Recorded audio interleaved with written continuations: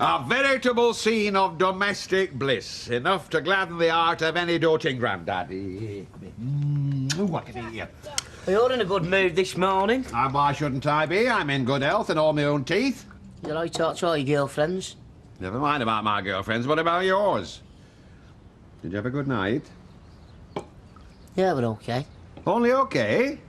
All right, it were very nice. And to tell us what happened then? You don't have to whisper, Dad. She's not upstairs. She didn't stop the night. Well, I am surprised. Why? Why do you think the only reason I'm going out with Claire's to get into bed? No, I didn't say that. It's just that, well, I assumed that course of action were the natural outcome of a modern relationship. Ah, well, not ours. So don't judge people by your own low model standards. I'll have you know, my intentions towards Penny King are absolutely honourable. She's a wonderful woman, and her arrival in my life can only be described as a bit of a miracle. Ah, well, I'm glad for you. Just don't go rushing into things, that's all. No, not after she's just been recently widowed, no. Mind, she did kiss me last night. Morning. Hey, up! Here's Weatherfield's answer to a week in the sun. Why, doesn't she look bonny this morning, Ashley? I said, don't she look bonny? Yeah, she does. Well, I can't stand here admiring the view. I have a shop to open. Now, you take it easy. You know, just relax. I'll do the opening. Come on, snap out of it. I'm not leaving until I see a smile on that face. Okay. And be positive. You've every right to go for a new job. So don't take any stick from Baldwin, all right? Right. See you later. I'll see you. I think she's wrong. How do you mean? Might be as well to apologise to Mike. No. No, I'm sick of skivvying around after him for rubbish wages. You've only been there a short time. You have to earn people's trust, and these things happen gradually. Yeah, but I don't want to be looking at 30 and still living hand to mouth underneath your roof. Are you sure this is you talking, not Maria? Yeah, absolutely. Well, she wants you to get on in the world, and quite right too. You be careful when you go in. Mike Baldwin makes a very bad enemy. Don't worry, Mum. I can handle any flack Mike throws my way.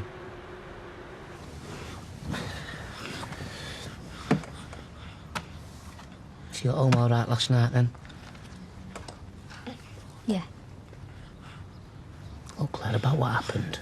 You don't need to say anything. It was my fault. I spoke out of turn. No, you didn't. There was nothing wrong with what you said. It was thoughtless. I should have known you weren't over Maxine. I mean, how could you be? You loved her. You still love her. I loved her more than anything in the world. I've been thinking. Me being here, everything that's happened. It's best if I go. I won't leave you in a mess. I'll stay the rest of the day, sort things out. Give you a chance to get in touch with the agency and find a replacement. And is that what you want? What I want isn't important. Well, I think it is. Ashley, you know how I feel about you and Josh. But I can't compete with someone who isn't here anymore. I can't keep stepping round a ghost every time we get close. I know that, and I'm sorry. There's nothing to be sorry for, I understand. I think it's best if we call it a day and I get out from under your feet altogether. No, you're wrong. That's not what I want. You being under my feet's the only thing that's kept me sane since that little lad's been growing up. After Maxine died, I had nothing to live for except him. Then you came into our lives. I never thought I could meet anyone that'd give me the same sort of feelings as she did, but you have. I love you, Claire. And I want you more than anything. I'm just sorry I've been so stupid. Do you mean that? I can't forget Maxine. I know, and I wouldn't want you to. But I do love you. And I don't want anything to come between us ever again.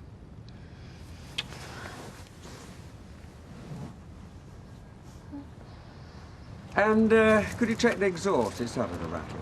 Yeah, no problem. Bring it round. You can have it back by tea time. Fine. Something else? Look, about this production of Grease, you know the Gazette have asked me to write a review. I just want you to understand I've got to be absolutely impartial. Treat everybody equally. Yeah, of course you do. So there'll be no special favours for friends and neighbours, OK? I'll be judging every performance on its merits. Why? Someone been putting pressure on? No, not exactly. And it's perfectly understandable that parents should want the best for their children. Oh, Sally said something. No. Well, yeah, in a way she has. She went as far as offering me a drink. Oh, did she? Yeah, I just wanted to make it clear from the Hey, look, outset. Ken, you don't have to explain to me. You do what you have to do. Just so long as there's no misunderstanding. None at all. None at all. Well, tonight, if it's possible. It's not too soon, is it? Oh, okay. I'm glad you said that. Well, shall we say 7 o'clock? No, I'll pick you up. Rightio, bye. Yes! Penny King? The very same. Not hanging round then? Time waits for no man, especially not at my age. What are you doing here? You should be making eyes at that young lady I left you with. Oh, well, there'll be time for that, don't you worry. You all right? Yeah, fine, what? You looked a bit pensive at breakfast this morning, I thought. Wondered if I might be getting in road of progress, so to speak. No, everything's fine. Good. I'm delighted to hear it. I just want you to know that I shall be nowhere in sight tonight. The coast will be clear as far as the eye can see, because I'm taking Penny out for a meal. So, you and Claire can make whatever use you want of whatever part of the house you choose. No.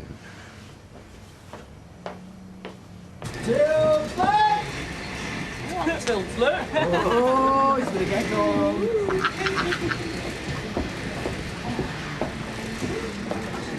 You want to see me?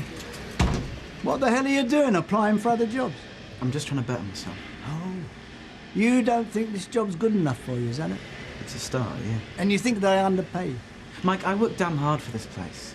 And you think the Penny King's going to pay you more? She is paying more, that's why I applied for the job. Plus, there's the responsibility. Oh, you want responsibility, do you? Yeah, of course I do. And you think you're going to get that from Penny King? I might have done if you hadn't been there. You will get nothing from Penny King now, no way. So you put the boot in, did you? Yeah, I did. And you know what? She was very impressed with you. Well, thanks a lot, Mike. I thought you'd be pleased. So you're going to give me my cards now, or wait until you have an excuse? Neither. As from Monday, you'll be assuming the greatest share in the responsibility of running this place. What? And you'll see a marked improvement in your pay packet as well. You're giving me a raise? But don't worry, you're going to earn it. Let me make myself clear. The minute you don't, your feet won't touch. Okay, I don't know what to say. Thanks very much, Mike. Just call me Mr. Wonderful. Now get out there and start earning your pay rise before I change my mind. Well, they're back tomorrow, aren't they? Hopefully. Oh, don't worry. They've had time to sort things out. Well, Steve phoned, and apparently they're having a marvellous time. Well, there you are, then. Sorry to interrupt you, Bev, but do you think you could put one of these posters up in window? Give us a couple, I'll put one up in the window, yeah. Oh, great, thanks. And give us an orange juice, please. Right. I don't suppose I could interest either of you two in one of my tickets, could I? Only if John Travolta's making a live appearance. No such luck, I'm afraid. You'll have to make do with Rosie. Oh, well, much as I love Rosie, I've sat through enough shows when my own kids were little. Oh, me and all. What about you then, Norris? Are you going to buy one of my tickets or not? No, I don't take kindly to being put under this kind of pressure every time we meet. It's for a good cause. I thought you were somebody who was interested in the theatre. I am, which is why I never attend anything which has merely achieved amateur status. What do you mean? I mean, if you'd been asking me to put my hand in my pocket for a performance by, well, the Royal Shakespeare Company or some other purveyor of excellence, I might have been interested. But as it is, I have no inclination to sit through 2 hours of caterwauling teenagers aping equally unappealing Americans. Well, it's a good job today's talented youth doesn't have to depend on you to get them to the top, then, isn't it? Forget that orange juice, Belle. Congratulations and well done. Thank you. I told you to stand up to him, didn't I? Yeah, well, maybe now I can start earning a proper wage. Yeah, and we can start saving for a deposit for the flat. Oh, hey, Gran. Sweetheart. Oh, listen, I'm sorry to rush you back to work, my darling, but I've left Candice on her own and we've got Mrs. Gardner coming in for champagne. No, it's okay. Right, I'll see you later, Star. Thank you. Audrey. Oh, well. Do you mind if I just borrow her for a minute, Gail? There's something very important I want to tell her. You can do anything you like. Usually does. What? I've seen her again tonight. Who? Who? Benny King, who do you think? Oh, well, didn't you see her last night? Yes, and I've seen her again tonight. This is serious, Audrey. The woman likes me. And it's obvious you like her. She's like a breath of fresh air. She makes me feel young again. Well, she's very attractive. She's stunning. And quite young. You think I'm deluding myself, don't you? No, I didn't say that. I'm just saying she's a deal younger than you, that's all. I'm very fond of her, and I think she's very fond of me. I wish you all the best. Come here. Any woman would be lucky to get you, Fred. That's a very nice thing to say, Audrey. And I'm deeply moved, thank you. You know I'm very proud of you, don't you? Thanks, Mum. You did very well. Well, I told you it pays to take risks. Well, maybe you should give yourself a little treat. What, like take Maria out for a meal or something? Well, I was thinking more like that little sports car I told you about. You could afford it now, couldn't you? Yeah, no, I suppose I could. Yeah, it's probably been sold by now, though. Could always check. Mind you, of course, if you're not interested anymore. No, it's not that I'm not interested. It's just I can't afford to buy a car and save for a flat. The pair of you can stay with me as long as you like. And if you feel you're in the way, all you have to do is jump in the car and head for the hills. I'm sure Maria would be delighted to drive around the Pennines in a nice little open-top number when the nice weather comes. Well, it is tempting. Still, like you say, if it's gone. No, it might not be. Might still be worth a call. Oh, if you think so.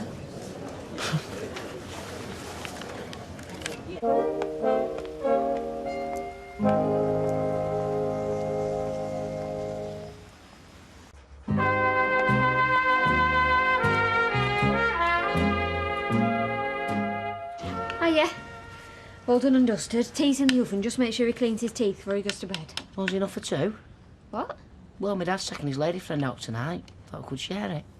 Yeah, that'd be lovely. So, why don't you take your coat off and I'll nip out and get us a nice bottle of wine. Is it okay if I go home and get changed first? Yeah, of course it is. And I'll pick up the wine on my way back. Right, I'll see you later.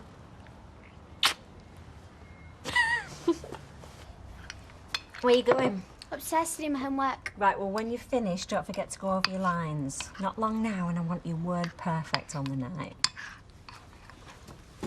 Stroking at Ken Barlow today. Oh, yeah?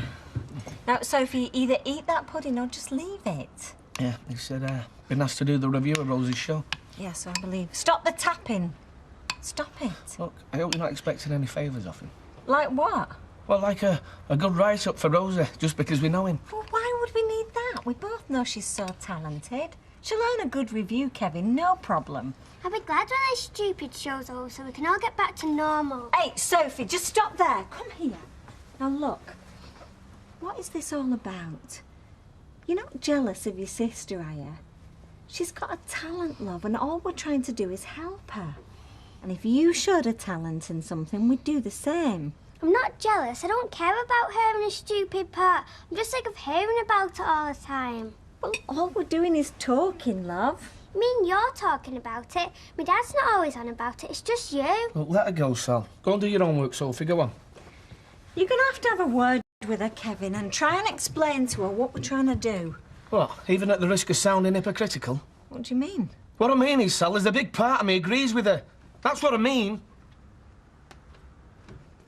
Right, come on, keep them closed. Oh, Nick! Just a second more, just wait. All right, ta-da! What's this? What's it look like? It's a sports car. What, and you've bought it? Well, they don't give them away. Well, how? What have you used? My savings. Your savings? Nick, what are you thinking about? We're meant to be saving up for a flat. Oh, we can do both if we just stay here a bit longer. Oh, I get it. You don't want to leave your mum, do you? Yeah, of course I do, but I don't have a problem staying here for a bit more. I don't believe I'm hearing this. What's your problem? Something wrong? No, nothing. I just think she's a bit overwhelmed, that's all. Seemed a bit more than overwhelmed to me. Yeah, look, let's go in after her. You've been a long time. Lot to talk about. She all right? She wouldn't have stormed out if she was all right, Sal. So did you tell her you agreed with her? What did you take me for? Of course I didn't. Tried to explain to her, reason with her, that people deserve the chance to shine if that's what they really wanted to do. Yeah, but you don't believe that, do you? Yeah, I do as a matter of fact. Oh, and obviously not when I do it. No! There's a difference between trying to encourage someone to do something and trying to live your own dreams through them. Is that what you think this is all about? It's obvious, Sal. You're doing all this for Rosie because you feel you wasted your own life, stuck in a back street, married to a car mechanic, when all you wanted is something a lot more glamorous than I could offer. Has it ever occurred to you that I might be doing this for Rosie's sake, because I want what's best for my daughter? Look, you're getting this all out of proportion, Sal. Rosie's no Catherine Zeta-Jones. She's some little girl with no proper talent, wanting to play the big star, and you're encouraging it. Is that what you really think? Yeah, it's what I really think. And I'm fed up of talking about it. Where you going? Pub. Find someone normal to talk to. Nice drop of Sauvignon, is this? Steady on, Fred. I want to be able to walk home tonight, you know. Walk? A woman like you should have a golden coach and a set of liveried footmen to see you to bed. Well, as long as it doesn't turn into a pumpkin and I'm surrounded by mice once the clock strikes 12. Why is it women are always frightened of mice, I wonder? Same reason men are frightened of rats. Scared in case they run up the trouser legs. You're never more than a few yards from a rat, so they say. Well, I've been close to a few in my time, I can tell you. Most of them the two-legged variety. I hope you're not including me in that little collective. Would I be if I was? No, I like you, Fred. You're good company. And it's a long time since I went out with a man. What, you mean since Preston died? No, before that. He was never one for taking me out much, was Preston. You were always too busy. Surely not. Oh, yeah. Well, we weren't the perfect couple by any stretch of the imagination. I sometimes wonder if I didn't stay with him just out of fear of being alone. Terrible thing, loneliness. I've learned that since he died. Good-looking woman like you should never need to be alone. Looks and money don't protect you against loneliness, Fred. I may not have always been happy with Preston, but I did feel secure and loved. And that was more important to me than passion. You never thought of getting married again? If the right person came along, I might. You can't rule anything out for definite in this life, can you? You can't. If life's taught me out, it certainly taught me that. You look very nice. Thanks. I got the wine. Good girl. Do you want me to see to the dinner? No, everything's under control. You can open wine, though. Okay. Corkscrews over there next to the fridge.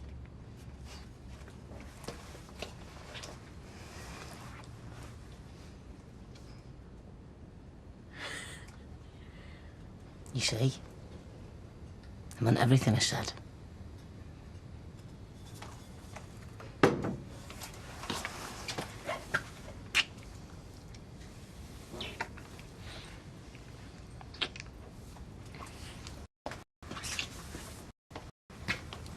Are you sure about this?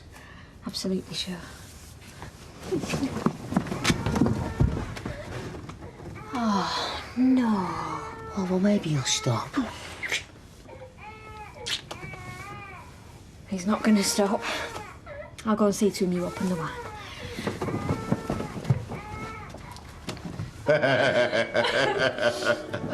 Do you fancy another brandy? Oh, no, I'd better not. Oh, well, you're right. Oh, it's been a lovely evening, though, Fred. It's not over yet, I hope.